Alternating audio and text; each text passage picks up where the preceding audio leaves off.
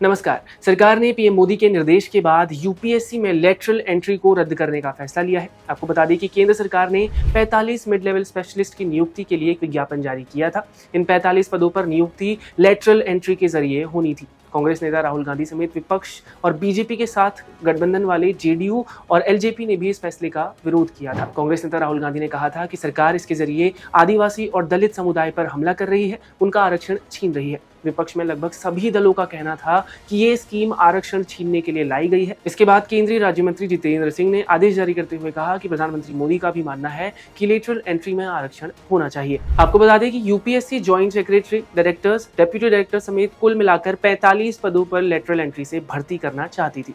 अगर आसान भाषा में इसे समझे तो लेटरल एंट्री का मतलब प्राइवेट सेक्टर के लोगों की सीधी सरकारी पदों पर भर्ती से है। यूपीएससी की तरफ से जिन 45 पदों पर नियुक्ति के लिए विज्ञापन जारी किया गया था, उनके जैसे पदों पर ही प्राइवेट सेक्टर में जिन लोगों ने काम किया था उन्हीं को भर्ती किया जाना था। यानी कि सरकार अलग अलग मंत्रालयों में joint secretary, directors, deputy directors जैसे पदों पर प्राइवेट सेक्टर के लोगों को कॉन्ट्रैक्ट के तहत काम करने का मौका देने वाली थी। लेटरल एंट्री स्कीम के जरिए 15 सालों तक प्राइवेट सेक्टर में काम करने वाले लोगों को ब्यूरोक्रेसी में शामिल किया जा सकता था। इसके लिए उम्र कम से कम 45 साल होनी थी।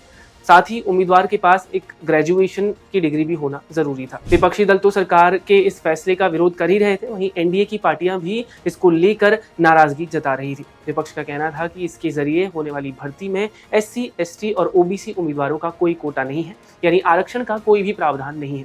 इसके अलावा एक आईएएस और नॉन आईएएस ऑफिसर के बीच जो कम्युनिकेशन में आने वाला फ्रिक्शन है, उसको लेकर भी कई सवाल खड़े हो रहे थे। यानी जिन लोगों को एक्सपर्ट के तौर पर नियुक्त किया जाएगा, उन्हें सरकार की व्यवस्था के साथ तालमेल बिठाने में मुश्किलों का सामना करना पड़ सकता था।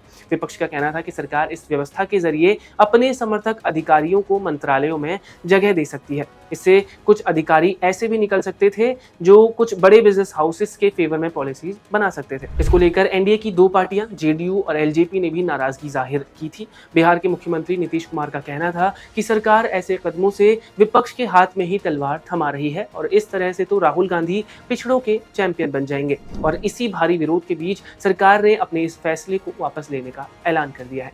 खैर, आपका इस पर क्या कहना है हमें कमेंट करके जरूर बताएं। फिलहाल इस वीडियो में बस इतना ही। बने रहें क्लिक इंडिया के साथ। धन्यवाद।